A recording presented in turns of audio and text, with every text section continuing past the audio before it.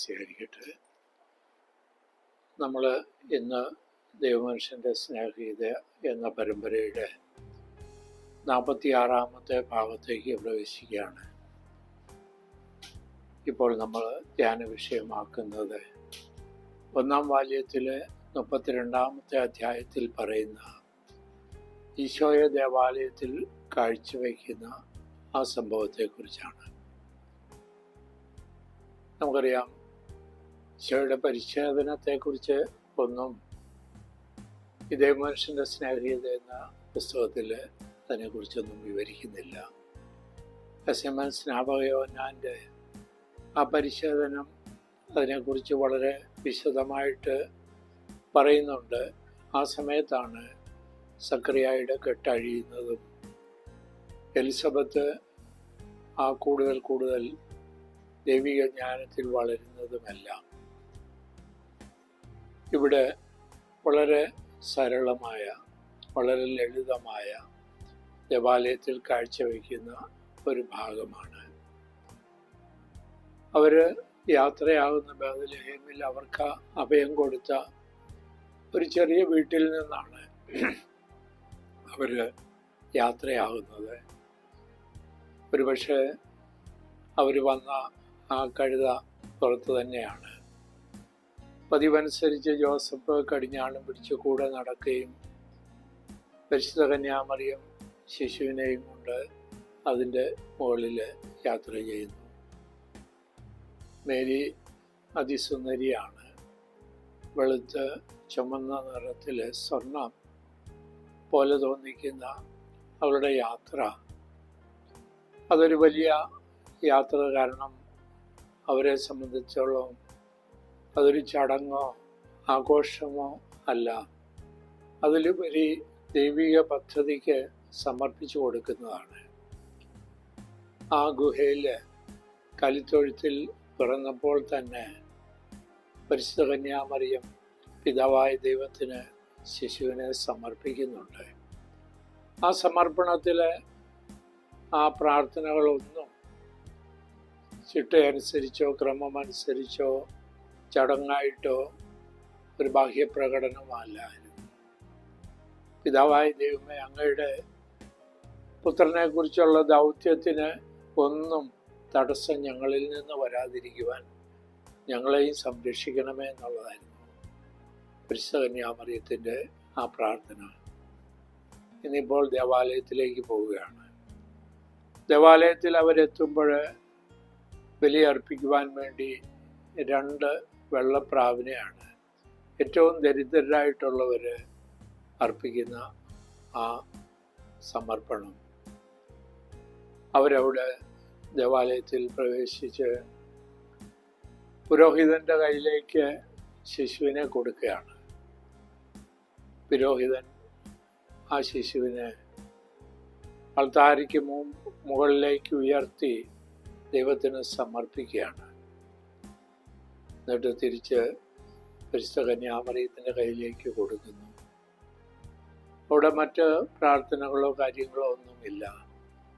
ഒരുപക്ഷെ അതിനു മുമ്പ് ആ പ്രാക്കളെ ബലിയർപ്പിച്ച ശേഷം പരിശുദ്ധ കന്യാമറിയത്തിൻ്റെ ആ വിശുദ്ധീകരണം വിശുദ്ധ ജലം തളിച്ച് അവളെയും വിശുദ്ധീകരിച്ചാണ് അകത്തോട്ട് കയറ്റുന്നത്. ഇവിടെ നമ്മൾ കാണുന്ന ഒരു കാര്യം, അവിടെ ധാരാളം പേര് കൂടിയിരിക്കുന്നുണ്ട്. അവരുടെ എല്ലാ മനോഭാവങ്ങൾ വിഭിന്നമാണ്. സൻഹാദ്രൻ ആൾക്കാരുണ്ട്, കാഴ്ചക്കാരുണ്ട്, പ്രാർത്ഥിക്കാൻ വന്നവരുണ്ട്. അവരുടെ എല്ലാ മനോഭാവങ്ങൾ വ്യത്യസ്തമാണ്. ഇവിടെ 2 വ്യക്തികളെ പ്രത്യേകിച്ച് പറയുന്നുണ്ട്. ഒന്ന് സിമയോൻ, വാർദ്ധക്യം മുഖാന്തരം നടക്കാൻ പോലും ബുദ്ധിമുട്ടുള്ള ഒരു വടിയുമായി വരുന്ന ഒരു വൃദ്ധൻ. ആ വൃദ്ധൻ പരിശുദ്ധ കന്യാമറിയത്തോട് ചോദിക്കുകയാണ്, ശിശുവിനെ എൻ്റെ കയ്യിലേക്കൊന്ന് തരുമോ? ആ ശിശുവിനെ കിട്ടുമ്പോൾ എന്തോ നിർവൃതി അത് അനുഭവിക്കുന്ന ഒരു വ്യക്തിയുടെ മുഖഛായയും മനോഭാവവും സംഭാഷണവുമെല്ലാം ഇനി എനിക്ക് സന്തോഷത്തോടെ കടന്നു പോകാം, രക്ഷകന്റെ വരവിനെ എൻ്റെ കണ്ണുകൾ കണ്ടു, ആ ഒരു സന്തോഷം അവൻ്റെ കണ്ണിൽ നിന്ന് കണ്ണുനീര് വരുന്നുണ്ട്, സന്തോഷത്തിൻ്റെ കണ്ണുനീരുകൾ. ഇത് കാണുന്നവര് പലരും പലതരത്തിൽ അതിനെ വ്യാഖ്യാനിക്കുന്നു. കാഴ്ചക്കാരിൽ കൂടുതലും അവർക്കെന്തോ തമാശ. ഒരു വൃദ്ധൻ്റെ ആ മാനസിക നല്ല മാന്യം വന്നതിനുള്ള വികൽപ്പനത്തിൻ്റെ ഭാഗമായി അവരുടെ മുഖത്തെല്ലാം പുച്ഛവും അതുപോലുള്ള വികാര പ്രകടനങ്ങളാണ്. എന്നാൽ പരിശുദ്ധ കന്യാമറിയത്തിന് ദുഃഖമാണ്. കാരണം അവൻ പ്രവചിക്കുമ്പോൾ പറയുന്നുണ്ട്, നിന്റെ ഹൃദയത്തിൽ കൂടി ഒരു വാള് കടന്നു പോകും, അനേകരുടെ രക്ഷയ്ക്ക് വേണ്ടിയും അനേകരുടെ താഴ്ചയ്ക്കും കാരണമാകും. ഇങ്ങനെ പല കാര്യങ്ങളും പറയുമ്പോൾ മേരിക്ക് ഇതെല്ലാം അറിയാമെങ്കിലും അവൾക്ക് ദുഃഖമാണ്. ആ കുരിശും കാര്യങ്ങളുമെല്ലാം അവളുടെ മനസ്സിലേക്ക് കടന്നു വരികയാണ്. യോസഫിന് വിസ്മയമാണ്. പലതും അവൻ അറിയില്ല, എങ്കിൽ പോലും ആ രക്ഷകന്റെ ദൗത്യത്തിൽ പല നിഗൂഢതകളും ഞാൻ ഇനിയും അറിയുവാനുണ്ട് എന്നുള്ള ആ ഒരു മനോഭാവം. കാഴ്ചക്കാരിൽ പലരും പല രീതിയിൽ. അവിടെ തന്നെ അന്ന എന്ന പ്രവാചികയുമുണ്ട്. അവള് പരിശുദ്ധ കന്യാമറിയത്തിന് ആത്മധൈര്യം കൊടുക്കുവാണ്. രക്ഷകൻ അവൻ നിങ്ങളെയും പരിപാലിച്ചുകൊള്ളും, അവൻ സമാധാന രാജാവാണ്, അവൻ സമാധാനം നിങ്ങൾക്ക് സമർത്ഥമായിട്ട് തരും. ഇതൊക്കെയാണ് അവിടെ അന്ന് നടന്ന ആ സംഭവത്തിൻ്റെ പ്രത്യാഖ്യാതങ്ങൾക്ക്. അവിടെ പരിശുദ്ധ കന്യാമറിയം എടുത്തു പറയുന്ന ഒരു കാര്യമുണ്ട്. നമ്മുടെ വിശുദ്ധിയും നമ്മുടെ സമർപ്പണ മനോഭാവവും വളരെയധികം പ്രധാനപ്പെട്ടതാണ്. അരൂപി മന്ദതയിലുള്ള ഒരു പുരോഹിതന് ആ ശിശു അവിടെ വന്നപ്പോൾ സാധാരണ ഒരു അനുഭവം. അപ്പം അതാണ് പരിശുദ്ധ കന്യാമറിയം എടുത്തു പറയുന്നത്. നമ്മുടെ പ്രാർത്ഥനകളൊക്കെ ഒരു ചടങ്ങായോ ഒരു സാധാരണ രൂപത്തിലുള്ളതോ ആകുമ്പോൾ അതിന് പ്രാധാന്യം വരുന്നില്ല.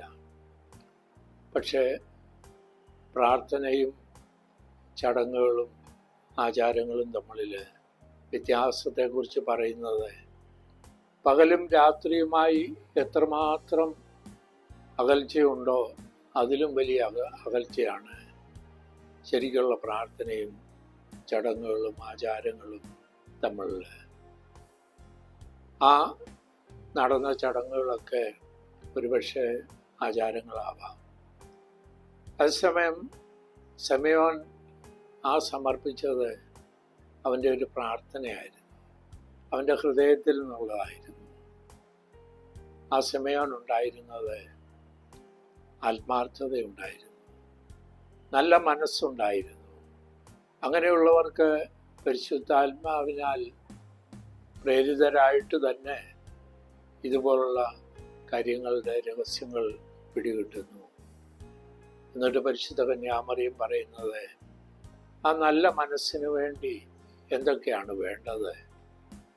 അവിടെ സ്നേഹവും വിശ്വാസവും പരിശുദ്ധിയും അനുസരണവും ദൈവയിഷ്ടത്തിന് പൂർണ്ണമായിട്ടുള്ള സമർപ്പണവും ഇതെല്ലാം വളരെ പ്രധാനപ്പെട്ടതാണ്. ഇതെല്ലാം ആ ശിമെയോനും അന്നയ്ക്കുമൊക്കെ ഉണ്ടായിരുന്നു.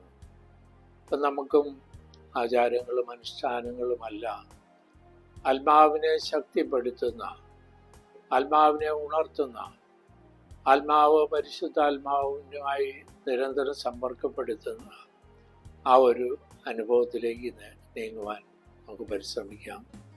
ദൈവം നമ്മളെ എല്ലാവരെയും സമർത്ഥമായി അനുഗ്രഹിക്കട്ടെ.